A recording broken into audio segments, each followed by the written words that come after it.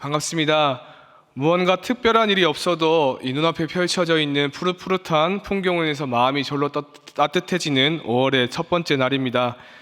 저는 5월이 되면은 정말로 아무런 이유 없이 가슴이 벅차오르면서 마치 보물찾기를 하고 있는 것처럼 설레곤 하는데요.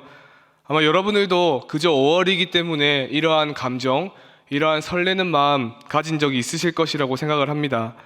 우리들에게 이렇게 아름다운 날을 허락하신 하나님께 감사하며 이 봄의 아름다움과 따뜻함을 담아서 주위의 분들을 바라보며 이렇게 인사했으면 하는데요. 아름다움이 꽃이라면 당신은 꽃밭입니다. 이렇게 한번 인사해 보실까요? 아름다움이 꽃이라면 당신은 꽃밭입니다. 네. 오늘 이곳 꽃처럼 아름다운 하나님의 백성들이 모여 함께 예배하는 이 자리, 하나님께서 반드시 세상이 줄 수 없는 기쁨과 평안으로 가득 채워주실 줄로 믿습니다. 성경에는 이 베드로전서, 야고보서와 같이 서로 끝나는 책들이 많이 포함되어 있습니다.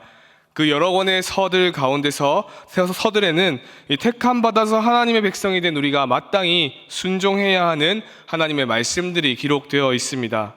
물론 그 모든 말씀과 뜻에 순종하는 것은 결코 쉬운 일이 아닙니다. 우리에게 주어진 이 성도라는 정체성에 맞게 살기 위해서 매일매일 최선을 다해보지만 이 시험과 유혹 앞에서 너무나도 쉽게 무너지는 스스로를 또한 매일같이 보게 됩니다. 그런데 여러분, 이러한 우리에게 있어서 그 어떤 것보다도 살아내기 힘든, 실천하기가 힘든 서가 하나 있습니다. 무엇일까요? 바로 용서입니다. 용서하는 것은 정말로 쉽지 않습니다. 이전에 제가 대학 다닐 때의 전공 특성상 이 조별 과제를 굉장히 많이 했었는데요. 한 번은 저를 너무나도 못살게 구는 조장을 한 명 만났습니다. 자료 조사라고 해온 것은 왜 이렇게 빈약하냐, 왜 이렇게 아는 것이 없냐, 너 때문에 이번 학기 과제는 완전히 망했다. 과제를 위해서 모일 때마다 그 형에게 이런 말을 들었습니다.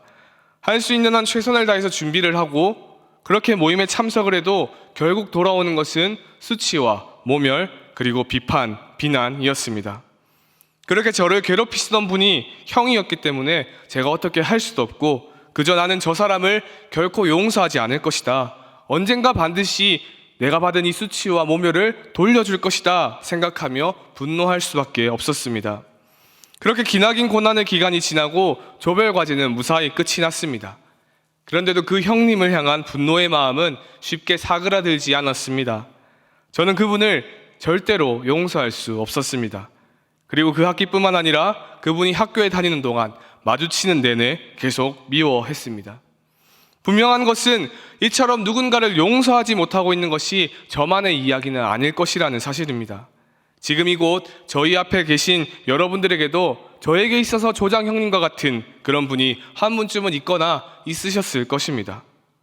그런데 여러분, 너무나 분명한 것은 우리의 주 되시는 예수님께서는 우리들에게 용서하라고 가르치셨다는 사실입니다. 심지어 아주 큰 비중을 그 용서에 두고 계십니다. 우리는 이것을 예수님께서 가르쳐 주신 기도, 곧 주기도문에 붙어 있는 유일한 추신을 통해서 알 수가 있습니다. 마태복음 6장 14절과 15절의 말씀이 바로 그 추신인데요. 우리 함께 읽어보도록 하겠습니다. 너희가 사람의 잘못을 용서하면 너희 하늘 아버지께서도 너희 잘못을 용서하시려니와 너희가 사람의 잘못을 용서하지 아니하면 너희 아버지께서도 너희 잘못을 용서하지 아니하시리라. 아멘. 예수님은 제자들에게 하나님께 받은 용서와 다른 사람에게 베푸는 용서 사이에 아주 깊은 관계가 있다라고 말씀을 하고 계십니다. 너무나도 충격적일 정도로 이 용서를 강조하고 계신 것이죠. 그렇다면 우리의 주인 되시는 예수님께서 이렇게 강조하실 정도로 형제와 이웃을 용서하는 것이 우리에게 중요한데 왜 우리는 그 뜻에 순종하지 못할까요? 누군가 나에게 한 실수, 누군가 나에게 남긴 그 상처에 대해서 우리가 너그러운 마음을 가지는 것이 이렇게 어려운 그 이유가 무엇일까요? 오늘 본문의 말씀을 통해서 우리는 먼저 용서하는 것이 어려운 이유와 이 진정한 용서에 대한 것을 볼 수가 있습니다. 우리가 누군가를 쉽게 용서할 수 없는 것에는 다양한 이유가 있을 수 있습니다. 그런데 오늘 함께 읽은 이 본문의 말씀에서 그 이유들 가운데에 어쩌면 정말로 본질적일 수 있는 이유 하나를 발견하게 됩니다. 마태복음 18장 26절과 27절의 말씀입니다. 우리 함께 읽도록 하겠습니다. 그 종이 엎드려 절하며 이르되 내게 참으소서 다 갚으리이다 하거늘 그 종의 주인이 불쌍히 여겨 놓아보내며 그 빚을 탕감하여 주었더니. 오늘 함께 읽은 이 말씀은 우리에게 있어서 너무나도 익숙한 예수님의 비유입니다. 어느 날 베드로가 예수님께 용서에 대해서 묻습니다. 특별히 죄를 지은 어떤 사람을 내가 몇 번까지 용서해야 합니까? 물어보죠. 용서에 대해 물어오는 그 베드로를 가르치시기 위하여 예수님은 이 왕에게 빚진 종의 비유를 말씀하십니다. 지금 이 비유에 등장하는 종은 왕에게 무려 10,000달란트의 빚을 지고 있습니다. 달란트라는 단위가 얼마의 가치를 가지는지 우리가 지금 정확하게 알 수는 없지만 당시 아주 평범한 노동자가 하루도 빠짐없이 20년을 일할 경우 모을 수 있는 돈이 1달란트였습니다. 그러면 10,000달란트는 몇 년을 일해야 모을 수 있는 돈입니까? 자그마치 20만 년입니다. 한 사람이 20만 년 동안 하루도 빠짐없이 일해야 할 뿐 아니라 그동안 아무것도 안 먹고 아무것도 안 입고 아무것도 안 써야 손에 쥘 수 있는 돈이 10,000달란트였습니다. 지금 우리나라 현실에 대입해서 조금 더 직관적으로 여러분들에게 말씀을 드리자면 2023년 우리나라 직장인 평균 연봉이 4,212만 원이었습니다. 이걸 기준으로 20만 년치 연봉을 계산해보면 대략 8조 5천억 원이 됩니다. 오늘 예배를 다 드린 후에 여러분들의 통장에 8조 5천억 원이 입금된다고 생각해 보시기 바랍니다. 너무나 행복하지 않겠습니까? 그런데 반대로 내가 지금 8조 5천억이나 되는 빚을 지고 있다라고 한번 생각해 보십시오. 절망적입니다. 어떻게 갚을 생각이나 할 수 있겠습니까? 어떻게 갚을지 엄두를 내지 못하는 마치 무한대와 같은 빚을 진 사람을 왕이 부릅니다. 그리고 그 빚을 갚으라 명령합니다. 그런데 앞서 말씀드렸던 것처럼 이 종이 진 10,000달란트의 빚은 그 누구도 갚을 수 없는, 그 누가 와도 감당할 수 없는 어마어마한 양의 빚이었습니다. 이에 빚을 진 사람은 왕의 앞에 엎드려 빌기 시작합니다. 이 사람이 엎드렸다는 것은 그가 얼마나 절박한 심정을 가지고 있는지를 너무나도 분명하게 보여줍니다. 그가 만약 빚을 갚지 못해 파산하게 되면 당시 문화의 관례대로 노예가 되어야 했기 때문에 절박하지 않을 수 없었을 것입니다. 그렇게 낮은 자세로 빌며 반드시 갚겠다 다짐을 하죠. 그때 기적과도 같은 일이 일어납니다. 왕이 자신 앞에 엎드려 비는 그 종을 불쌍히 여긴 것입니다. 그래서 측은하게 바라보며 그 종의 빚을 탕감해 주겠다 선언을 합니다. 지금 왕이 종의 앞에서 선언한 이 빚의 탕감이 용서의 핵심입니다. 진정한 용서를 실천하는 모습이죠. 그리고 동시에 우리가 누군가를 용서하기 어려운 가장 큰 이유이기도 합니다. 사랑하는 성도 여러분, 빚을 갚으라고 명령하는 왕에게 종은 참으소서라고 말을 합니다. 이 참으소서라는 말에 탕감과 용서의 대가가 암시되어 있는데요. 원어 성경에 마크로디메오라고 기록되어 있는 이 헬라어는 천천히 끓다, 천천히 녹다라는 뜻을 가지고 있습니다. 그리고 고대 영어 사본에서는 이 표현을 오래 참다, 인내하다로 번역합니다. 여러분, 인내가 무엇입니까? 고난, 고통에 굴하지 않고 그것을 견뎌내는 능력입니다. 즉, 왕이 종의 빚을 탕감해 줄 때 그에게 필연적으로 찾아오는 고난, 그가 반드시 견뎌내야 하는 고통이 있다는 것입니다. 그 어려움이 무엇일까요? 바로 탕감해 주기로 결정한 그 빚을 이제부터 왕 자신이 고스란히 부담해야 한다는 어려움입니다. 아무리 빚진 자를 좋은 마음으로 용서해 주었다고 해서 갚아야 할 빚이 없어지는 것은 아니기 때문입니다. 여러분, 그렇지 않습니까? 예를 한번 들어보겠습니다. 오늘 이 시간을 시작하면서 정말로 은혜로운 찬양으로 우리를 예배의 자리로 인도해 주신 우리 추 목사님이 계시죠. 제가 이 수요 예배 인도를 위해서 오는 동안 마음이 너무 바빠서 이 주차를 하다가 이 추대희 목사님의 차에 상처를 냈다라고 가정을 한번 해봅시다. 그 상처가 너무나도 커서 수리하는 견적이 약 500만 원 정도 나올 상황입니다. 물론 우리 추대희 목사님께서는 이 사랑이 풍성하시고 온유하시며 자비하시기 때문에 차를 끄은 저를 용서하실 것입니다. 그렇죠. 이것은 여러분 한 예일 뿐입니다. 목사님께서 설교하실 때 이 추 목사님 차 끄어도 용서해 주신다던데 이러면서 시험해 보시면은 절대로 안 됩니다. 아무튼 추 목사님께서는 저를 용서해 주실 것입니다. 그런데 그렇다고 해서 추 목사님의 차에 난 상처가 원상이 복귀가 됩니까? 그렇지 않습니다. 제가 한 잘못의 대가는 공중으로 증발하지 않습니다. 추 목사님의 망가진 차를 수리해야 합니다. 그때 발생한 수리 비용을 누가 감당하겠습니까? 저를 용서해 주시겠다고 하신 목사님, 추대희 목사님께서 500만 원을 지출하게 되겠죠. 사랑하는 성도 여러분, 우리가 해야 하지만 너무나 하기 어려운 진정한 용서는 이처럼 자발적으로 고생하는 일입니다. 누군가 나에게 한 잘못의 대가를 그 사람에게 묻지 않고 나 스스로가 감당하겠다는 결단입니다. 이것은 돈이나 우리가 가지고 있는 어떤 재산에 대해서만 해당하는 것이 아닙니다.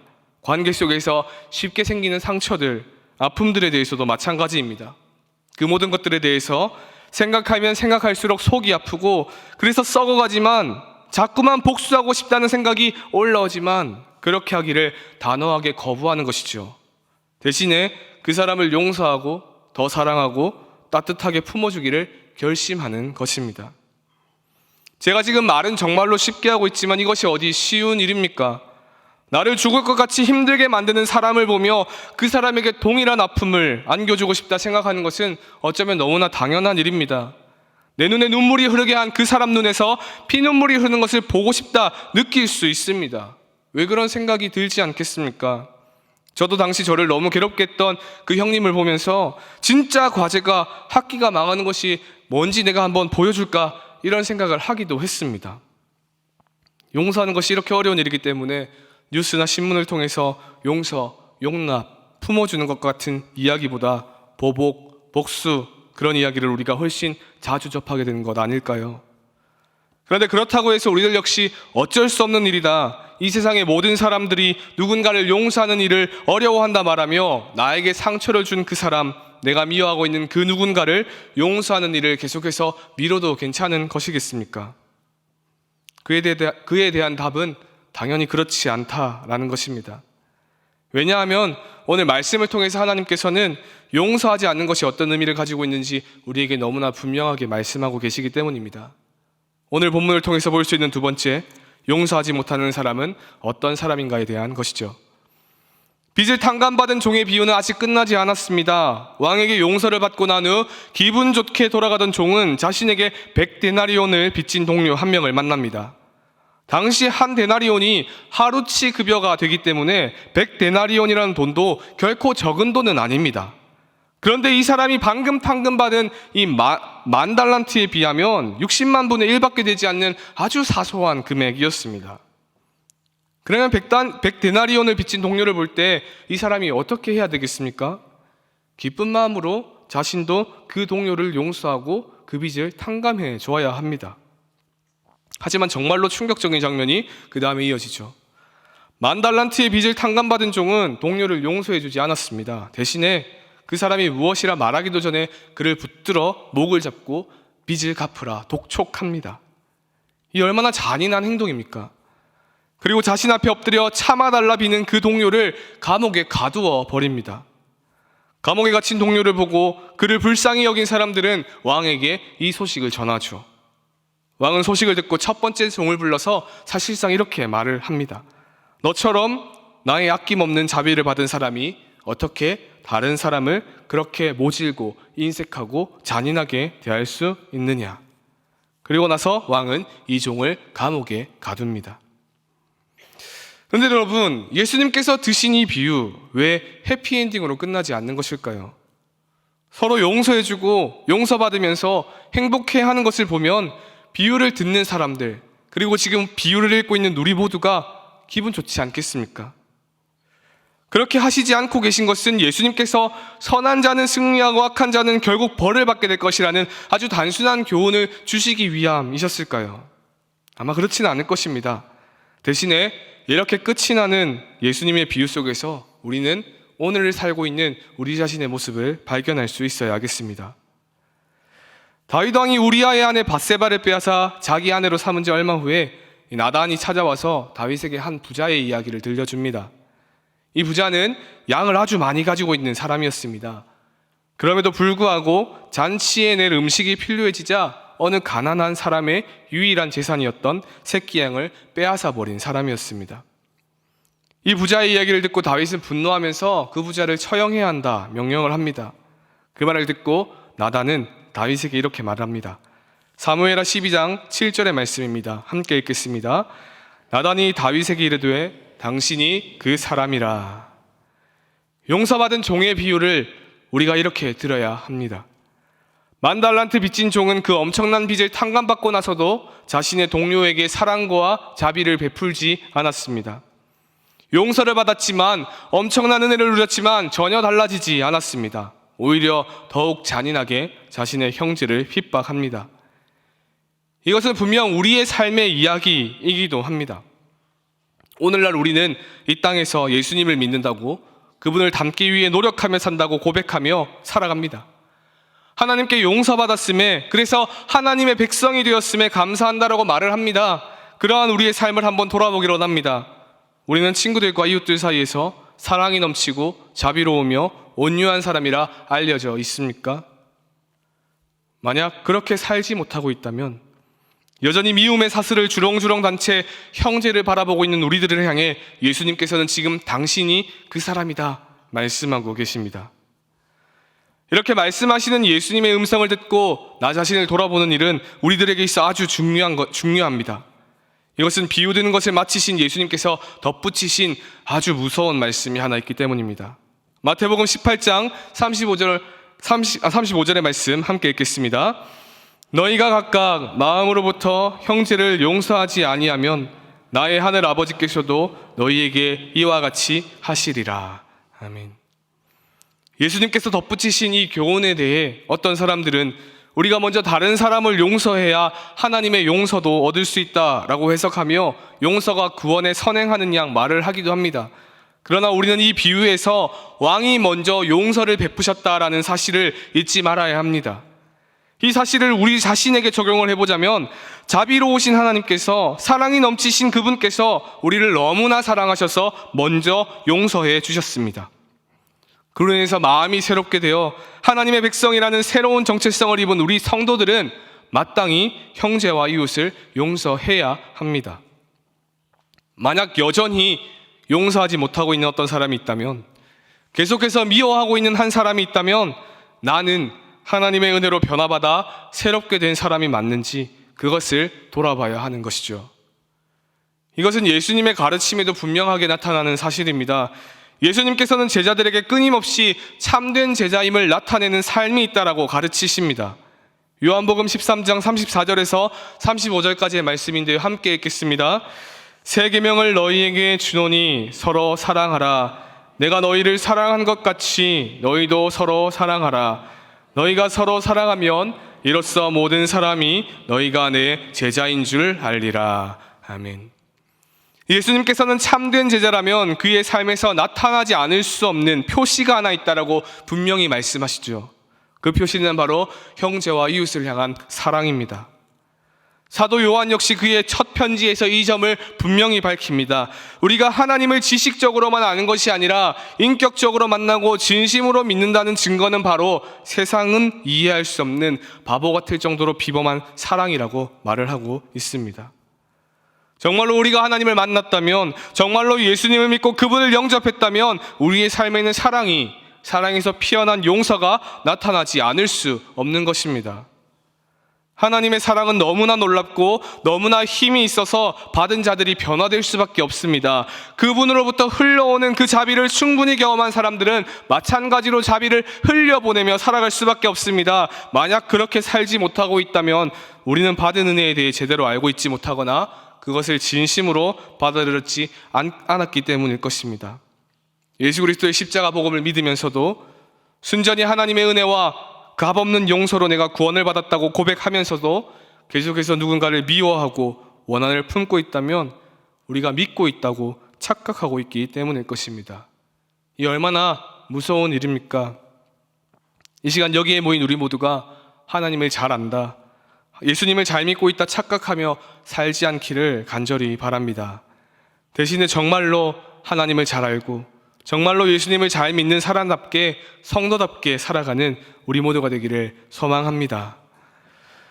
지금까지 진정한 용서가 무엇이고 용서하는 것이 우리에게 얼마나 중요한 의미를 가지고 있는지를 이 비유를 통해 보았습니다.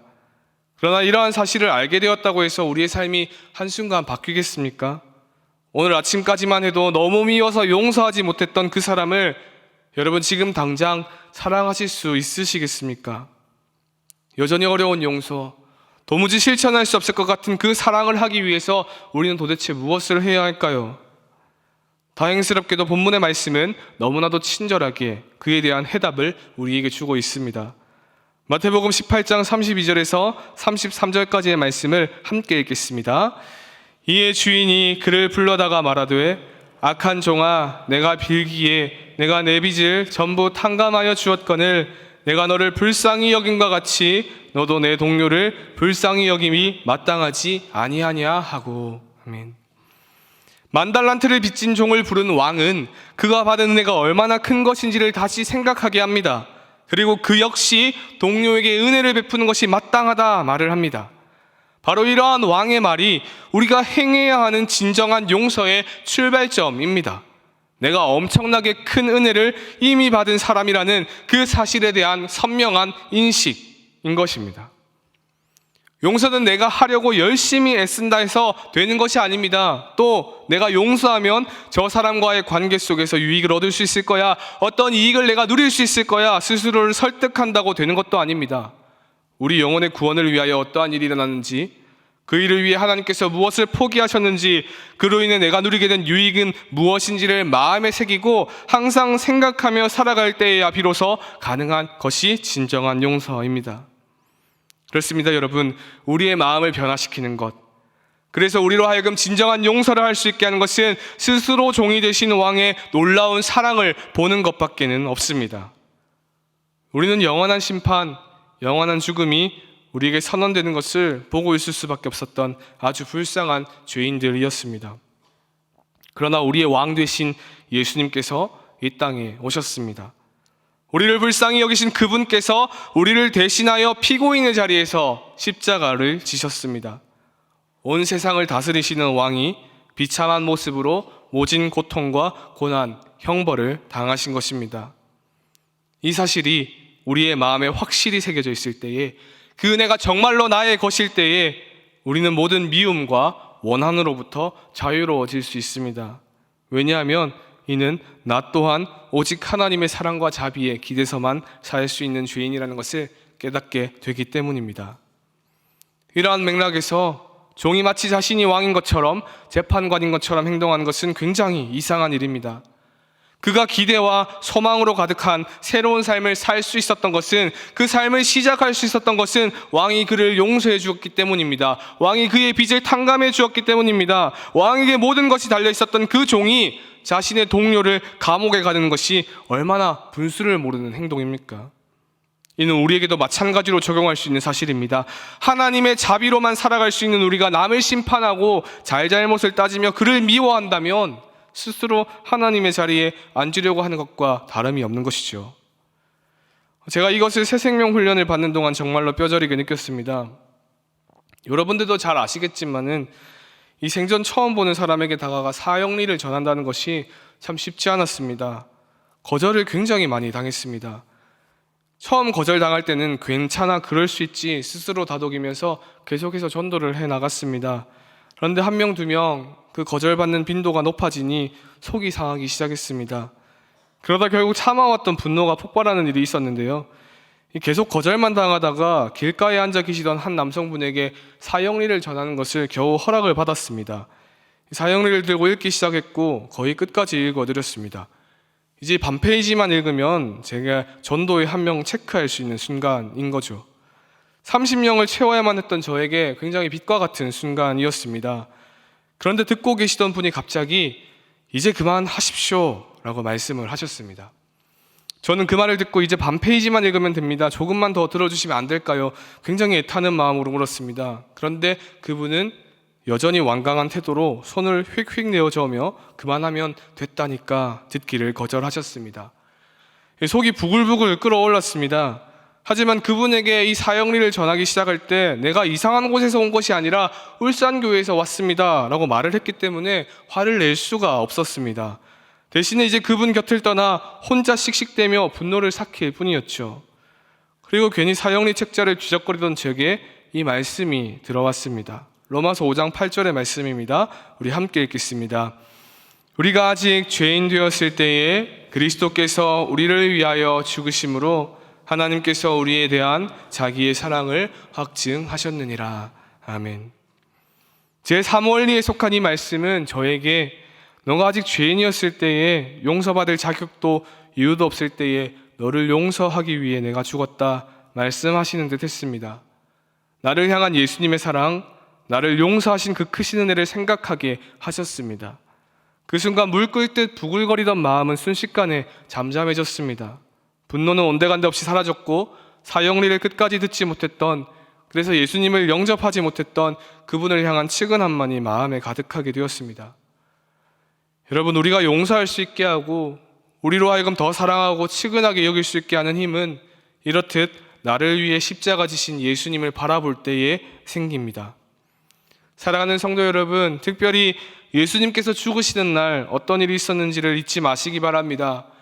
십자가 달려 고통스럽게 죽어가시는 동안 예수님은 아버지 저들을 사하여 주옵소서 자기들이 하는 것을 알지 못함이니이다 말씀하셨습니다.